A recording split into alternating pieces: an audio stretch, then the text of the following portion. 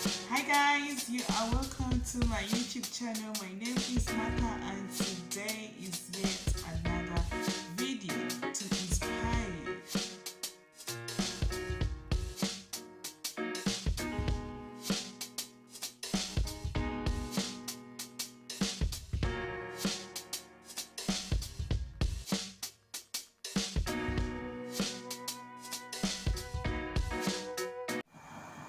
Hi everybody, you are welcome to my YouTube channel. My name is Martha and today I'm inspired to serve you with some nuggets. And today the topic is the questions you need to ask yourself before you end your week. That is, before you go to another week, you need to ask yourself some questions, and I'm going to put us a challenge to these questions. Let's have a reflection together. Subscribe to my YouTube channel if you haven't subscribed, and click that notification button so that you don't miss every video I do post or upload. Well, the reason why I came out with this question, with this topic, is because sometimes we are ending the week and we feel this emptiness. But to fill this emptiness, I figured out 7 questions that are going to help us to reflect so that we can be better and better in the next week. One of the questions is that, what pleasant surprises did I discover this week? That is a point of thought. Sometimes it's good to reflect back and see if there are any other good things or bad things that took us by surprise. So when we specify or when we identify those things, then we are able to be well braced so that we can face the other week with lots of enthusiasm and energy. So this brings us to our second question, which is that, what are the lessons did I learn from this week? Sometimes we have a Monday to Friday week, Monday to Sunday week, whichever way you count your week. What are those key lessons that you learned from your experiences? Personally, I have learned in this other week to be more patient and resilient when I'm working with people, because I realize different people have different ways of doing things, and sometimes maybe I don't have the power to speak out on some things, so I have learned to blend around in a workplace in terms of equality and diversity. So that was my lesson, and I will keep reflecting on it because I know I'm gonna face the same thing, the same challenge on my next job. So what is your lesson that you've learned in your week? And this brings us to the other third question. Are you working towards your short-term and your long-term goals? Are they being aligned? Are they in alignment? Sometimes we get on the move or on the train of life because I feel it's like a cycle, and then sometimes because of all the schedules, because of the challenges, because of the successes, we may not sit down and reflect on our targets, our SMART targets. They could be short term or long term.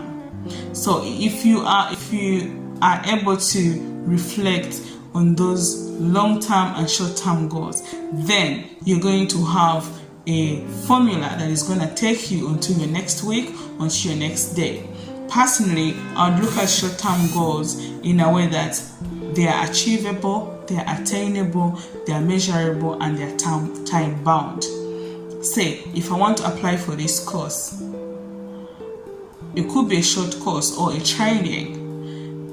My short-term goal would be to attain a skill so that I'm able to ace on my job search. So if I work on that short-term goal, it's going to give me the skills. And maybe if my long-term goal is to have maybe a managerial position, it means that at least by the time I get to the managerial position, I am working on the little bits, the small bits that are literally going to head me to this big thing that I want.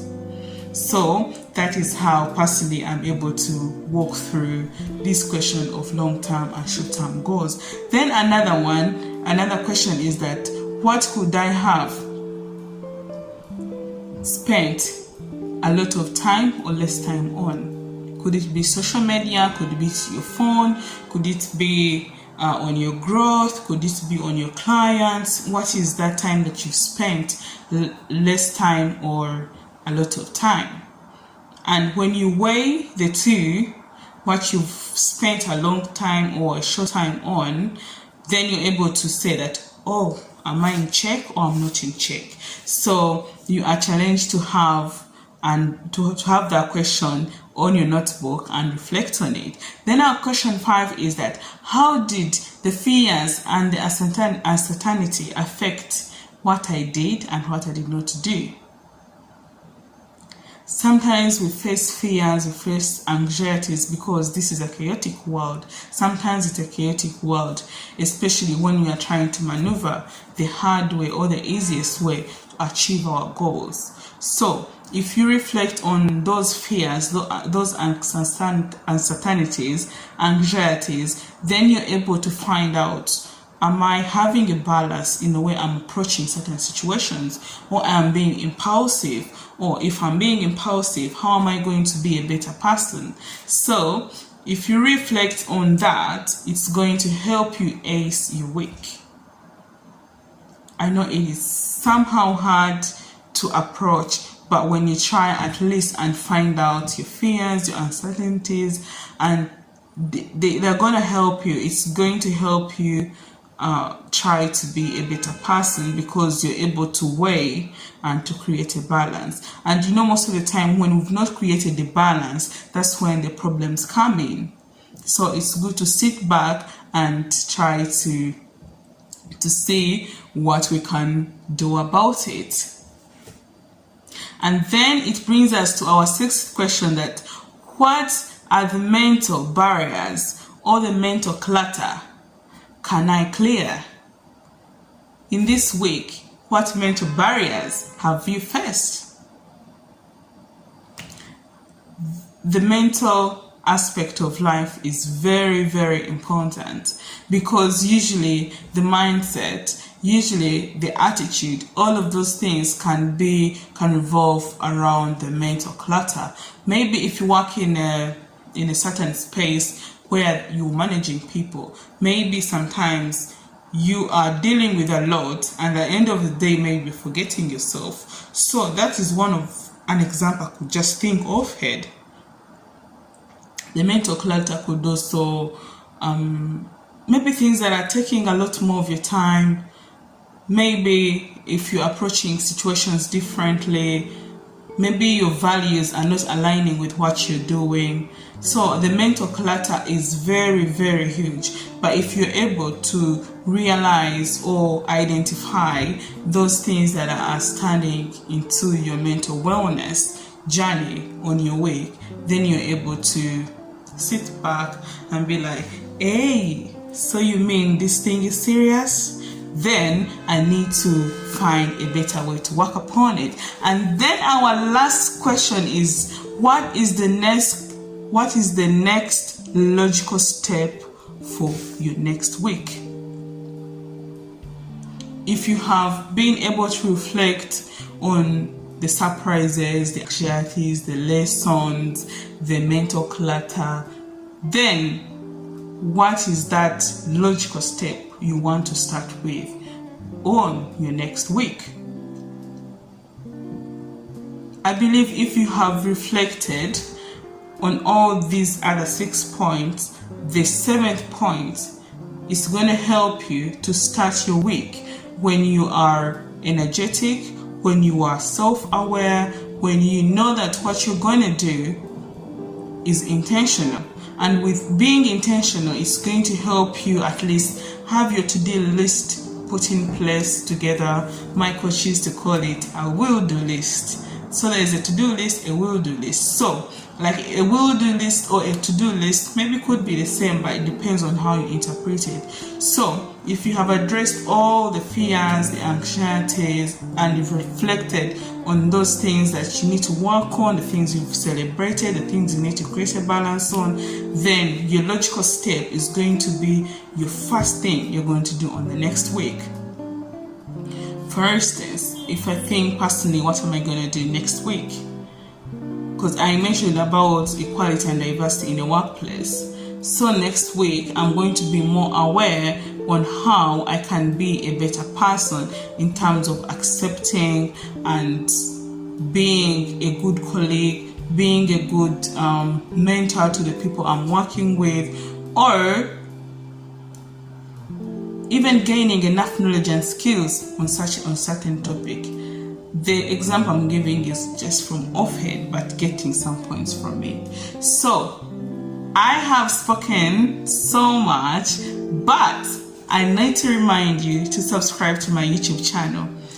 If you haven't subscribed, it is your time to subscribe so that you can get a lot more information, a lot more knowledge that is gonna help you improve on your day-to-day life, on the way you approach things, on the way you perceive things. So thank you so much for watching. I hope you ask yourself some questions that are going to lead you through your week. And then at the end of the week, the process should continue and continue, because when you keep incorporating these questions into your weeks, then by the time it is 6 months, by the time it is a year, you're going to see a difference, because you're living a reflective life. You're trying to reflect and you're trying to stand back, you're trying to watch, observe, and then you're going to see how you're going to be a better person. If you agree with these questions, please comment and give me your thoughts on one of the questions that has been so pressing or been so meaningful to you, and or that question that has added a lot more value to you. I need to listen from you. I need to build a conversation with you. And let's be part of the Martha family so that we can keep learning and experiencing these life hacks together, because I'm all for community. I'm here to share information, to give back to the community, because I know community has helped me a lot. So it's my time to give back through different tips and empowerment tips, lifestyle, and being who we are. So thank you so much. Subscribe. Until when I see you, this is your girl Martha. Stay loved, stay well, much love.